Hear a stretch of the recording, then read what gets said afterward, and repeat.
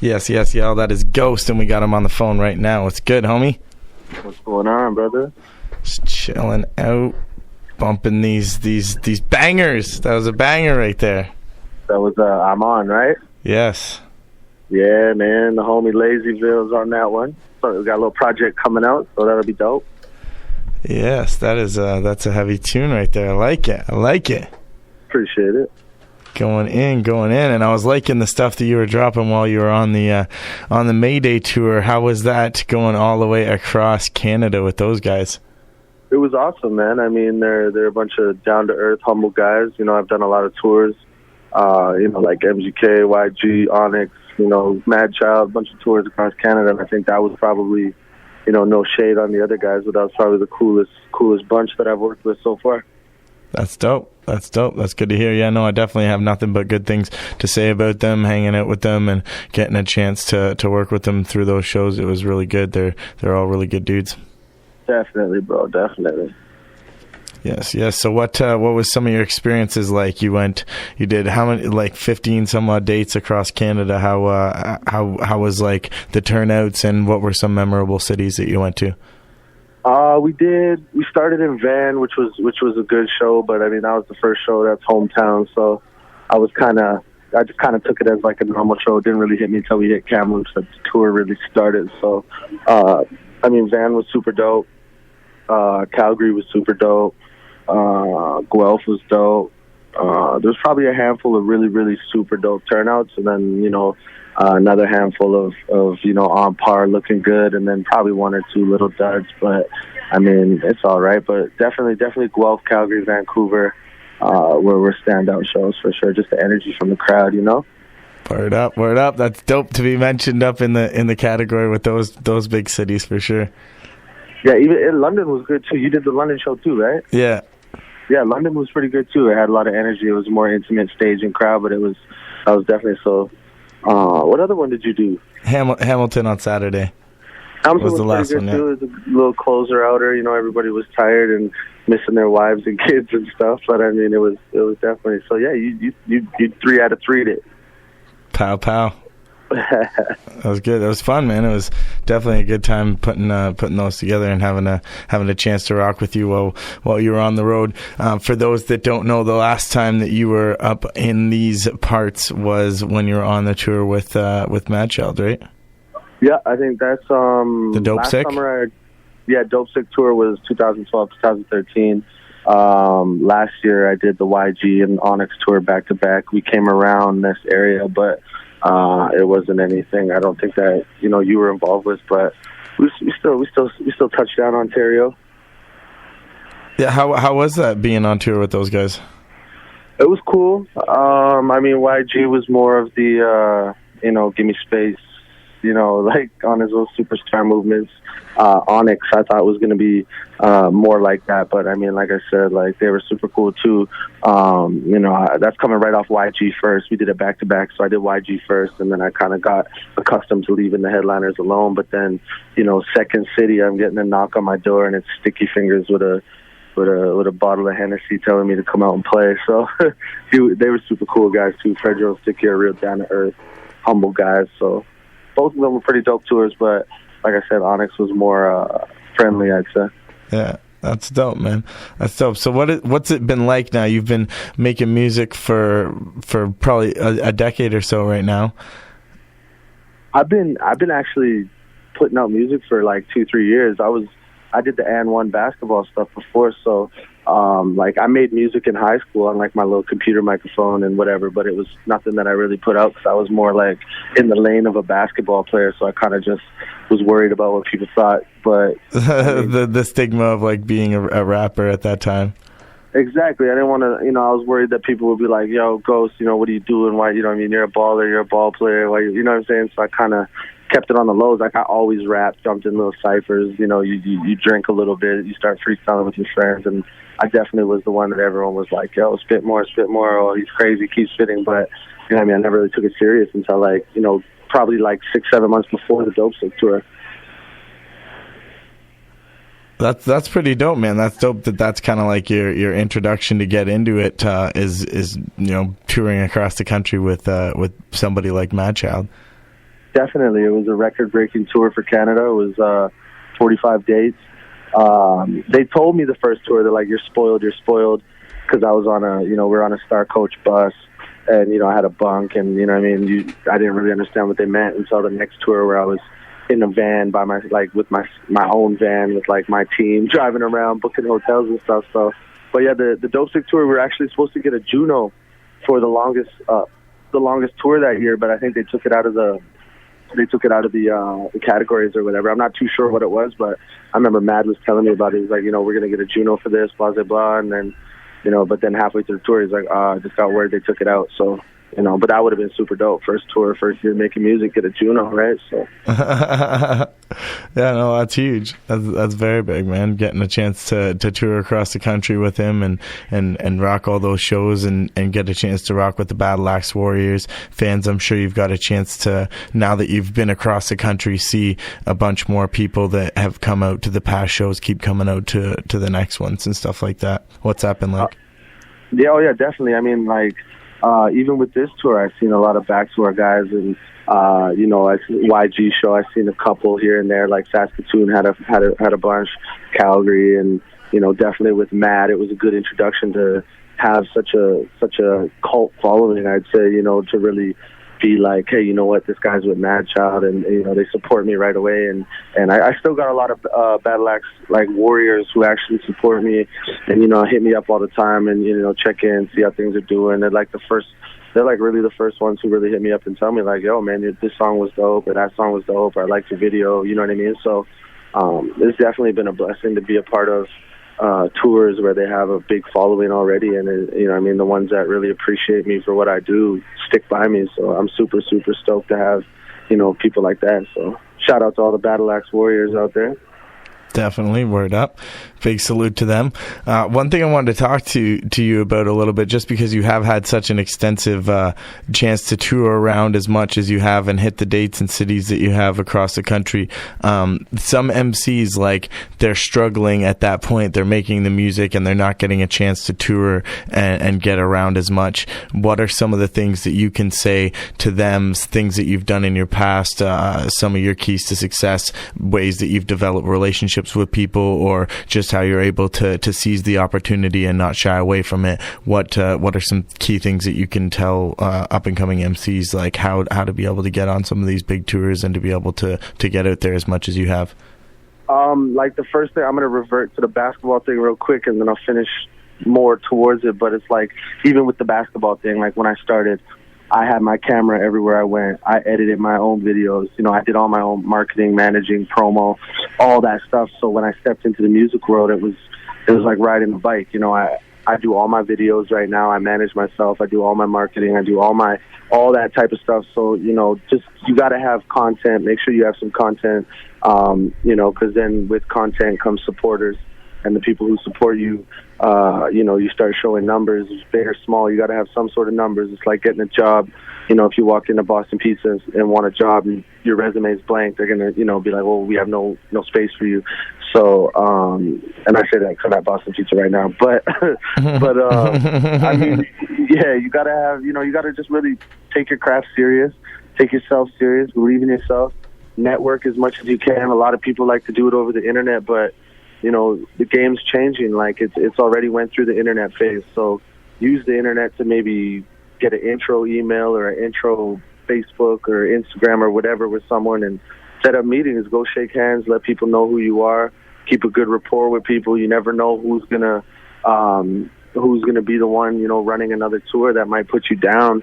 And, just, if you don't believe in yourself, then nobody else will. So, you can make amazing music, but you can be kind of half-stepping with if you are a rapper or you are a singer or whatever you are, and it'll show. I wasn't the greatest rapper when I started. Like, I could rap, but I didn't know my way around a studio. I wasn't comfortable on a microphone. And, I for the Madchild thing, I actually wanted to book Madchild for like 10 shows and then just open for it. But, through the introductions and the meetings and stuff, they were like, yo, we're going to do this. Why don't you just jump on with him? And that's kind of how that came about. So, honestly, just shake hands. Stop hiding behind a computer and a phone. Technology is turning us into zombies these days. Use it as a tool and just meet people and take your craft serious and, just keep pushing and it'll all work out. Boom. That's great advice. Definitely. Get up, and get out. Definitely. You have to. Yeah, no, that's a big thing, meeting face-to-face with promoters, with artists and stuff like that to develop a relationship. And you've had a good chance to be able to meet so many different people by being on those tours. And, once you've made that connection one time and make good rapport, then, people are definitely going to want to have you back.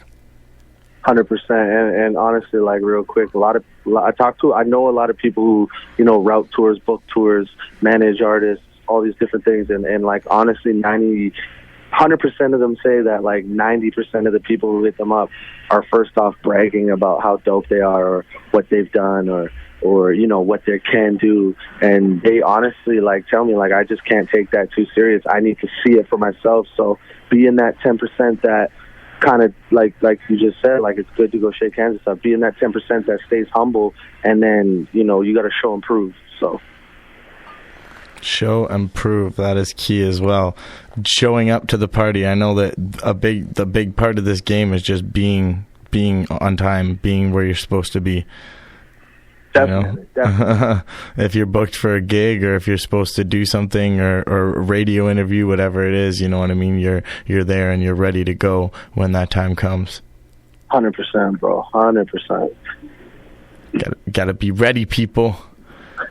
You never know when that next opportunity is going to come around the corner, and if you're not ready for it, you're not going to be able to get it. And you gotta have that mentality of just staying on your toes and always developing and never getting too comfortable. And that's how you end up sitting down, right, and not getting up and meeting people, is once you get too comfortable thinking that you've already reached a certain level, or you're too good for the advice, or too good for yourself, or too good for anyone else. That attitude is out the door. Got to get out the door. Exactly. And like I don't know if you're familiar with Fade to Black, the Jay-Z movie. Of course, yes. I watched that tons of times when I was younger. Yeah, at the beginning is something that I pride myself on. Is he says he may not be the greatest, but he's always prepared. So that's something that I definitely pride myself on, that has been there for me for opportunities, was just being prepared. Like, you can't just sit back and be promoting a 2-year-old mixtape hoping that that's going to blow you up. Like, work on something new, so that, say you get signed off a mixtape, you got an album ready. So if that album's ready, they're going to distribute it for you, and you got a 1-album deal. You already got that album done. You know what I mean? So, or have your merch ready. Like the MAYDAY tour came so quick. You know what I'm saying? I had my merch ready. Some complications happened. It didn't come with me, but I always have 200-300 shirts on deck, CDs, stuff like that. So just be prepared, and when the chance comes, you'll shine 100%. So. Word up. That's real. That's the advice right there. And merchandise, it's so key in this game right now too. I'm glad you touched on that point. It's making sure that you have that kind of stuff ready, because as an artist, like you just said, you're the one running the show for yourself. You're your own marketing person. You're your own booking agent. You're your own executive producer. You're your own everything. It's a video person, even, as you were saying, wearing all those hats. You gotta be able to put that work in. I've even been tracking myself and mixing myself lately, so I'm trying to do it all. I'm a workaholic, bro. Like if an engineer can't make the studio or wants to book the next day with me or whatever, I go nuts, bro. I want to work every day. You know what I'm saying? I feel you. I was having a conversation about this with the last guy we had on. Is my I have such a struggle with vacations or trying to get away and relax if I'm by a beach or out camping or something like that, because I'm always, even when I'm preparing to go away, I'm almost dreading the fact that I'm going to lose a few days of work time in the studio. Of course, bro. That's why this tour was I toured with my girl, so this was our vacation. 2-3 weeks on the road, we get to see Canada and back to work. Mm-hmm. But no, definitely, I'm the same way, bro. I was in the studio. I was supposed to leave Vancouver to start tour 8 a.m. I was in the studio till 6 a.m. that previous night, all the way up till 6 in the morning. I went home, grabbed my bags, and hit the road. I'm always in the studio. I feel you on that, Trust. That is the spot to be. If you're an artist, you better be in the studio or next to a speaker somewhere writing. But that's the curse sometimes, because it feels like there's so many artists, so many people always working all the time, and you always feel that need to just continually be, you know, working on your craft, because if you're not, the next man is. Exactly. It's a competitive. Music is a sport. Like, it's not a industry. It is an industry, but at the end of the day, like, it's a sport, and that's how you stand out. You got to be a Steph Curry, a LeBron James, or else you're not really going to stand out. You could be on the team, but that also means you could be on the bench. So, you know what I'm saying? Yeah. So, no, definitely, you got to be competitive. You got to go with that attitude, like cutthroat mentality. Nobody's better than me, and I'm going to prove it every night. Prove it, show and prove, definitely. And that's what you've been doing, man, continually. You know, every time I see you out there, you know, doing more shows, producing more music, making new videos and stuff like that. It's dope to see your growth and the fact that you stay on it consistently and continue to be dropping music on people. So this next project, just to touch on that a little bit more, it's called No Rules, right? When what you know, talk to the people a little bit about, you know, the making of the project. You say it's with this Lazy, is it? Yeah, Lazy. You know, talk about that relationship if you can a little bit, and how it came together, and the you know, what this project's going to sound like. Okay, Lazy's the artist from Vancouver. He's been on his own grind for a while now. He's doing his own thing. He had some ups and downs in life.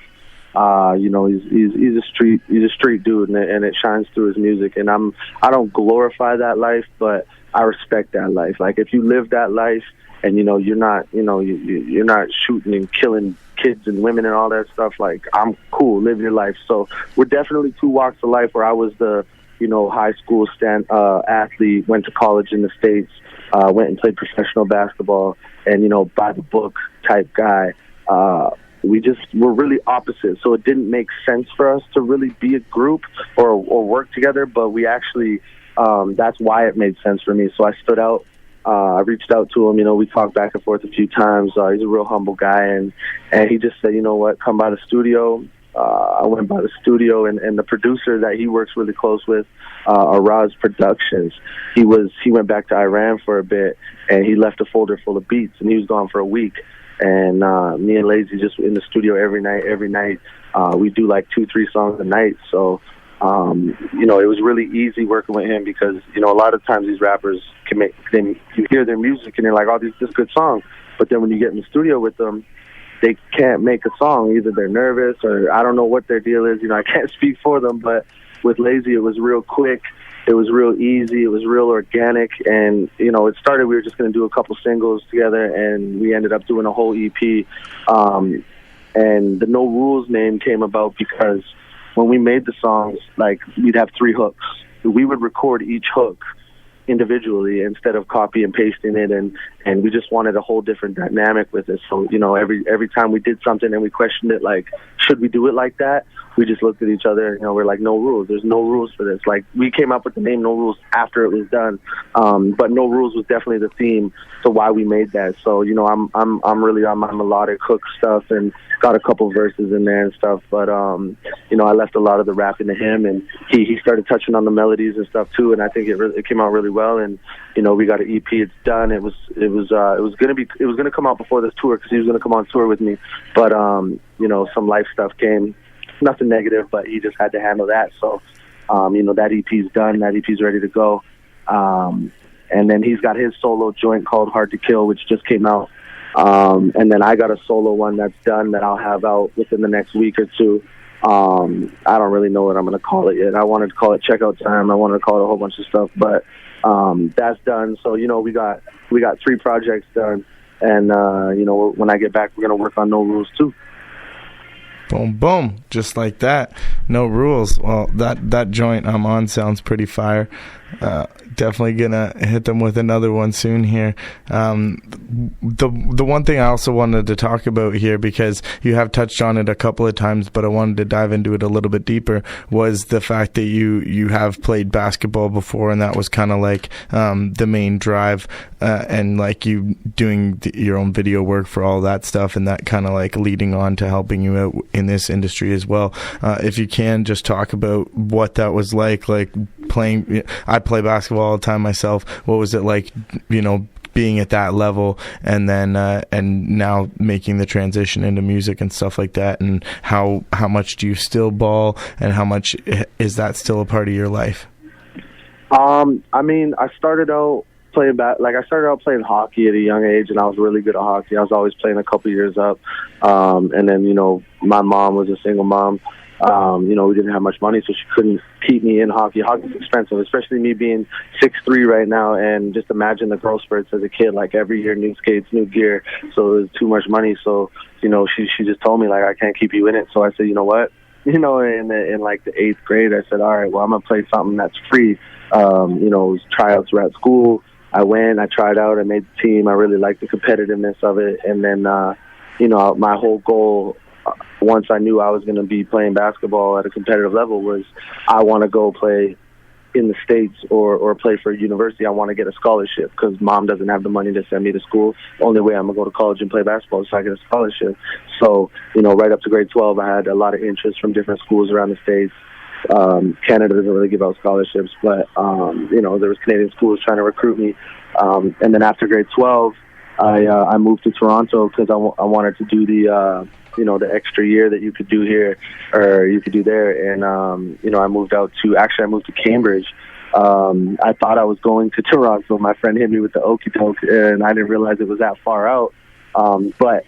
Before that, I did my street ball thing because I was really interested in the street ball stuff. So I would film all my high school games, and then I would film all my pickup games and stuff like that. And I started doing a lot of the flash tricks and stuff. And then I would watch myself on tape and study myself as I was making a video. I'd take the best highlights, put a video out, throw it on YouTube or throw it on the internet, and it started building a little fan base. So I joined a team called Dime 55, which was a Toronto-based street ball team that started building a big fan base with players from all over the world, like Philly, Florida, Cali, everywhere, Canada, Vancouver, Toronto, everywhere. So I started messing with them, and it just started giving me a lot more confidence. I started building a fan base. I started seeing how the merch game worked, and we put out DVDs and, contests and competitions and stuff. So that's how I had to connect to come to Toronto. I had people out here. So I moved out here, which ended up being Cambridge. I went to GCI for 3 months, and something happened with my eligibility to play there.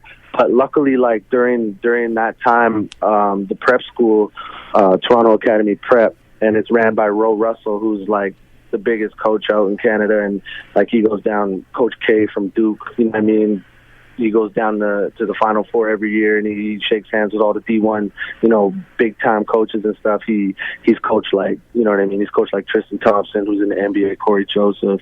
I'm sure he's worked with Andrew Wiggins, all these different. He's definitely worked with Wiggins, but he's really responsible for a lot of these youths going and playing prep ball in the States. So he brought me on, and he gave me a lot of confidence to play my game. And by the end of that year, I had 2 full scholarships on deck, one to Lemoyne College in Memphis and one to State Fair College in Missouri.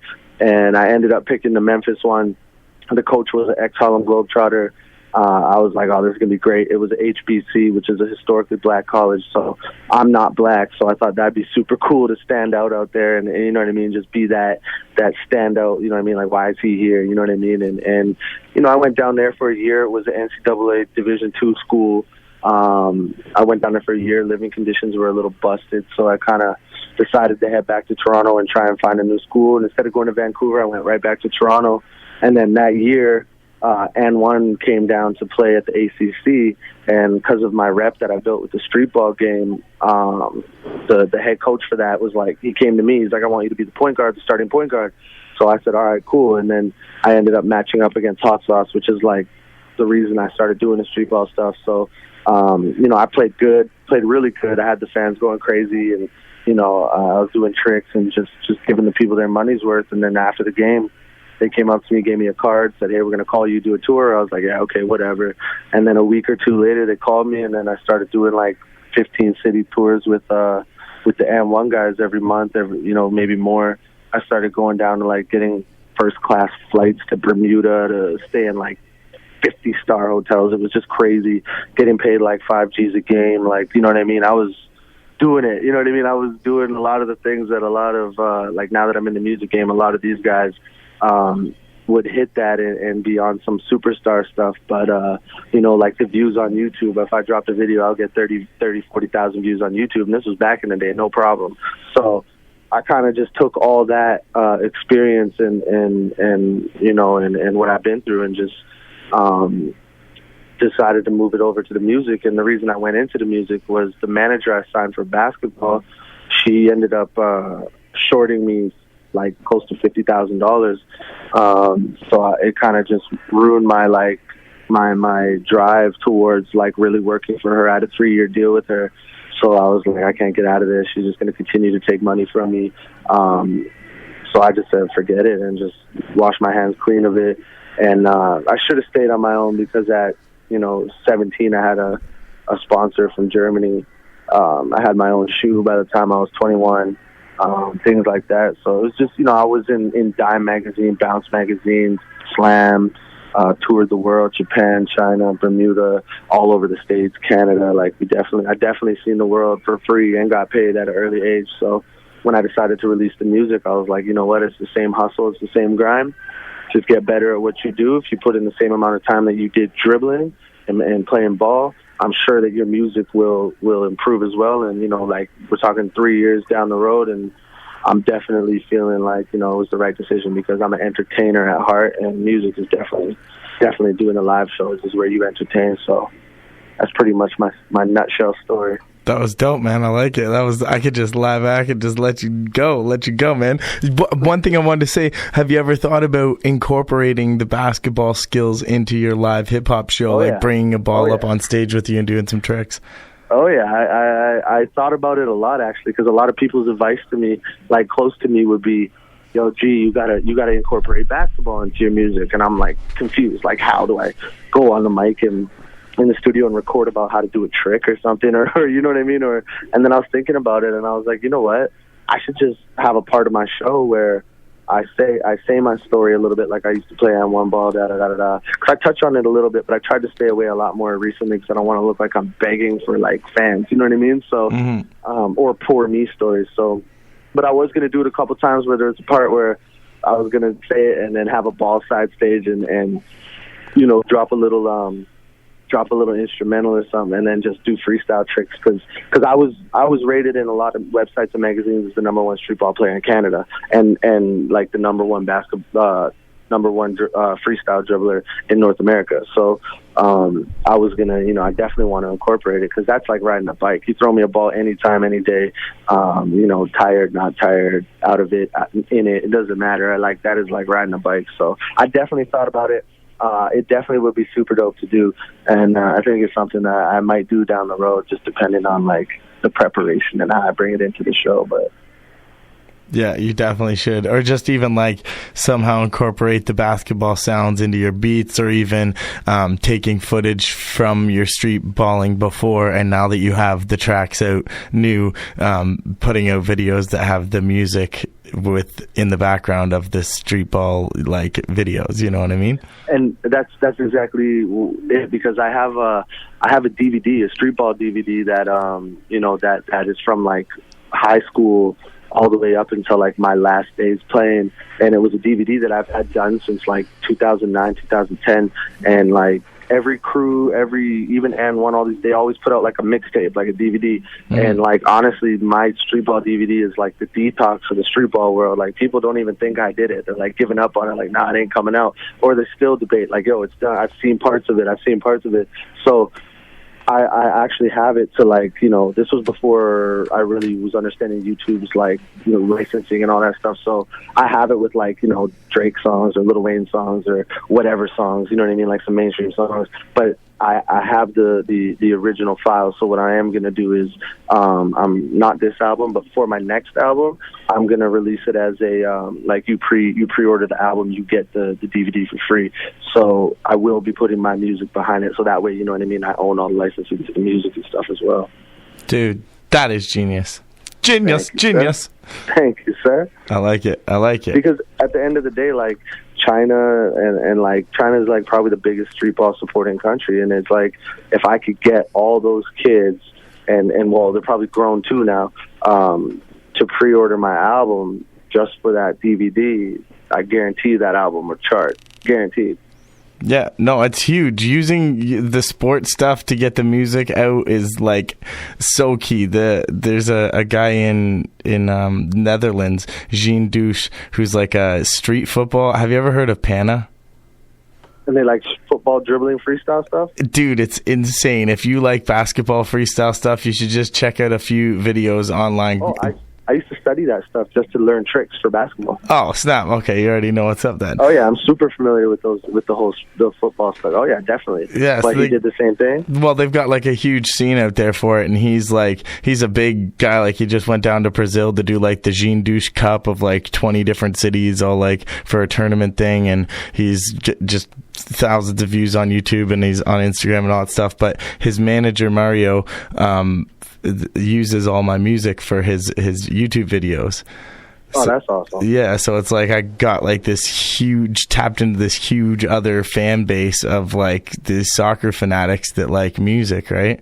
Exactly. And it was crazy. I was just, and the feedback from it's been insane. Like the iTunes numbers and everything all around, like coming in from Mexico and all sorts of random places that I would never normally sell music in. People are listening to me now because of this dude, right? So exactly. If you can get in like that, or if you even have some friends of yours in the street balling community still, like, you know what I mean, those guys that are still doing it, the crew like over here in Toronto, you should just like send them your music and be like, yo, toss this in the videos, because that stuff goes. The great part about it is like my street ball homies are like the dudes who are doing the BET All-Star games and all these different like hot sauce. Like these guys are like my homies. Like I went from playing against them to sharing a room with them, and you know what I mean, like we are all super tight still. Like Guy Dupuis, he's from France, and he's like the best 1 foot dunker in the world, and you know, he went through the legs over a car, and like he did a whole bunch of stuff. And then Air Up There is the guy who did the 720 dunk. He's the best 2 foot dunker in the world. He's like my big brother. He's from Texas. And then Hot Sauce from Atlanta. And yeah, like these guys even tell me like, yo, G, come out, you know what I mean, I'll introduce you to people, I'll take you to the studio. Like Birdman was just here the other day, and so and you know, and in return, like I'll shoot videos for them and edit their videos, just so we're all working at the same time. And like they want me to use my music for that stuff. So that's definitely a lane that, you know, once I get my my bags unpacked and my laundry done, I can repack them and start doing all that. Right? The adventure continues. Yeah, we're actually talking about doing, they want me to come out on the 50-city tour in the U.S. with them, MAYDAY, so. Pow. 50 cities in the States, man. That's a good way to break in. Definitely, and that's a good way to stop at the homies cities, and you know what I mean? Because it's hidden everywhere, like everywhere. Yeah, no, that's huge, man, and you can definitely use those same connects, you know, along the way, and have you instead of staying at a hotel in that city, go and chill with the homie. Exactly, and this one's actually going to be a tour bus, so you know, the hotels in the cities that we do have is really just run in, rinse off, and get back to the bus. So that's dope. But no, you're right. It's like a free trip to go see the homies too, which is awesome, because some of them I haven't seen for a couple of years. Boom, boom. Well, keep the adventures rolling, man. You seem to have a nonstop mentality, and I think, you know, continuing on this path, there's nothing but great things coming your way, bro. I appreciate it, man. Thank you very, very much. I'm stoked about it. And like the longer we're going on through this conversation, I'm like thinking back in my mind, because I'm a huge street ball fan myself. I used to watch all of the AN1 DVDs, like all of them. Hot Sauce, a big fan of him, obviously, and a bunch of the other guys, right? But I now, like, thinking about it, I'm like, I swear I probably have seen you in one of those videos back in the day, and now I'm like thinking I need to pop on my old N1 mixtapes just to check. I started messing with them around Volume 9, shortly after Volume 9. I wasn't on any of the tour mixtapes, like, because those were the summer tours. I never did the summer tours with them. They kind of folded by then, where, like, they did one or two more of those, but they weren't. They sold the company a couple times, so it was like they put the money into the NBA.